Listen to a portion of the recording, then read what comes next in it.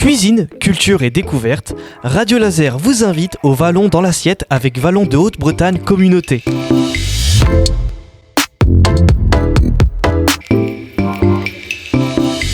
Son nom c'est Brenda Magère et elle est dans la production de plantes aromatiques du côté de Bourg-des-Comtes. Bonjour Brenda. Bonjour. Alors je disais qu'on vous connaît pas encore parce que là vous êtes fraîchement en cours d'installation.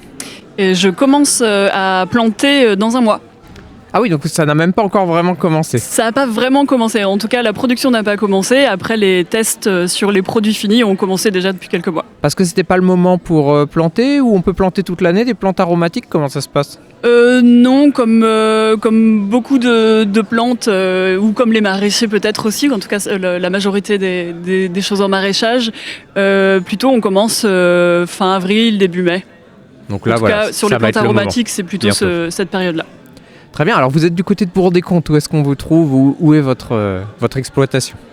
Eh bien, j'exploite dans un lieu-dit qui s'appelle La Pionnet, qui est entre Bourg-des-Comtes et Pléchâtel, entre Bourg-des-Comtes et Poligné, juste entre ces deux axes-là.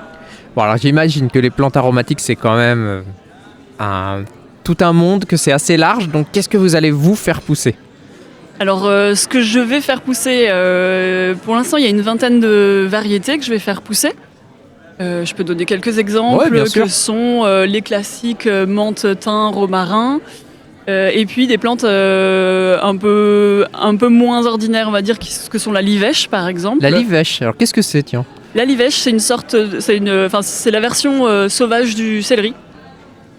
Voilà, que moi je vais du coup cultiver, donc du sauvage que je cultive. Et pour ça a le même goût ou c'est un peu différent? Ça se rapproche fort du céleri avec ses spécificités du coup d'une autre plante que le céleri. D'accord, et alors dans quoi c'est utilisé la livèche? C'est beaucoup utilisé alors en salé et pour les courbouillons par exemple, les soupes, voilà, ce petit goût de céleri qu'on retrouve régulièrement dans les soupes par exemple. Et alors, il y aura aussi des épices ou ce genre de choses? Oui, il va y avoir du poivre. Je vais aussi mettre du cassis pour récolter les bourgeons, pour faire du poivre de cassis. Il va y avoir des roses aussi. Il va y avoir la verveine, de la citronnelle. D'accord. Donc on va pouvoir acheter tout un tas de produits comme ça, alors vous allez m'expliquer tout ça, mais vraiment circuit court de manière locale, c'est ça qui vous intéresse, je suppose? Alors, c'est une partie qui m'intéresse, notamment de faire avec les autres productrices et producteurs en fonction de ce que eux produisent et pour pouvoir proposer des produits qui associent différents ingrédients qui sont du même secteur. Je peux donner un exemple de discussion que j'ai eue pas plus tard qu'il y a 2 jours avec une éleveuse de vaches qui produit du fromage, et avec des réflexions sur comment associer les épices et les aromates à du fromage frais, voire à de la tome, par exemple. Ça vous intéresse, vous, d'être en contact avec les autres producteurs, qui sait peut-être les restaurateurs aussi du territoire, c'est pas ça qui manque? Oui, les restaurateurs, les artisans du goût aussi, c'est-à-dire par exemple les boulangeries, voilà, toutes les personnes qui travaillent en fait le culinaire, quoi. Et sinon, vous avez une idée d'où nous, on pourra trouver vos produits? Si on n'est pas restaurateur ou producteur, est-ce qu'on pourra quand même... Alors, j'ai une idée en partie. Tout est encore à construire. Là, c'est un peu l'année où je construis le côté production. Et après, les pistes que j'ai sont des épiceries fines à Rennes, où tout à l'heure, j'ai eu un contact avec une épicerie qui se monte à Pipriac. Voilà, donc des épiceries qui sont plutôt locales. Et j'ai eu un contact aussi avec le goût d'ici, pouvoir proposer aussi des produits par ce réseau. Je suis sûr que c'est un projet qui intéresse plein de monde. Est-ce qu'on peut suivre l'évolution? Comment on fait pour se tenir au courant d'où vous en êtes? C'est encore en projet aussi. Work in progress. Bon, écoutez, pas de panique, Radio Laser va évidemment suivre le projet de près. Peut-être que, qui sait, on aura rapidement l'occasion de se reparler. Moi, j'avais envie de savoir comment vous vous étiez retrouvé à vous lancer dans ce projet. Comment vous vous êtes retrouvé là aujourd'hui? Qu'est-ce qui vous a donné envie de vous lancer là-dedans?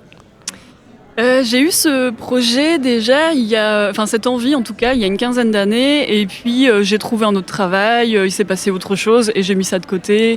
C'est devenu quelque chose que j'aurais pu faire un jour dans ma vie, mais comme plein d'autres choses. Et puis, il y a 2 ans, donc des amis ont acheté dans un lieu-dit bâtiment et terre, ce qui m'a relancée sur cette envie-là. J'étais jusqu'alors intéressée par les propriétés médicinales des plantes, et dès lors que j'ai eu l'opportunité de monter quand même quelque chose, c'est le culinaire qui l'a emporté et qui m'a bien attrapée. Ah bah écoutez, on va se tenir au courant pour la suite. Nous, on a hâte d'en apprendre un petit peu plus. Et puis qui sait, on viendra vous visiter quand tout sera prêt. Mais en tout cas, je rappelle que mon invité, c'est Brenda Magère. On peut se permettre de donner votre contact si jamais quelqu'un a envie d'en savoir plus? Tout à fait. Bon bah vous contactez la radio, on fera ça et puis on vous le mettra une adresse mail. J'ai vu que j'en ai une sous les yeux pour contacter Brenda si vous avez envie de lui poser une question ou de lui proposer vos services aussi. En tout cas, merci. Merci à vous. Ah, et puis avant de se quitter, je crois qu'on n'a pas parlé d'été. C'est vrai. Alors dites-moi plus, il va aussi y avoir du thé, comment ça va se passer? Qu'est-ce que vous proposez? À quoi vous pensez? Puisqu'on est encore, comme on l'a dit tout au long de notre échange, en projet. Ouais. Il se trouve que dans mon intérêt pour les propriétés médicinales, j'ai, il y a quelques temps, fait une tisane de feuilles de frêne. Et j'ai été très surprise du goût que ça avait, et notamment parce qu'il se rapproche d'un thé qui s'appelle le thé Tuosha, qui est un thé assez doux.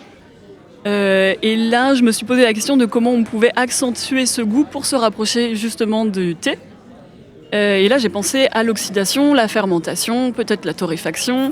Et là, je me suis rendu compte que le thé que l'on connaît, qui est plutôt d'une plante qui s'appelle le Camellia sinensis, utilisait différents process pour transformer les saveurs. Et j'ai commencé à faire pas mal de tests autour des feuilles d'arbres. Et voilà comment j'ai développé une gamme de thé du bocage, donc à partir de feuilles de pommier, de merisier, de noisetier, de frêne, etc. Ça n'a pas l'air d'être des choses qu'on trouve forcément beaucoup dans le coin en attendant. Non, alors c'est à la fois très chouette et à la fois j'ai pas de repères, donc, puisque personne ne fait ça. Bon, on va être heureux d'expérimenter tout ça avec vous en le goûtant. Je rappelle une nouvelle fois que mon invité c'est Brenda Magère et qu'elle est en plein développement de son activité et que son projet c'est donc de vous proposer des plantes aromatiques à Bourg-des-Comptes. Merci à vous et puis à très vite. Merci.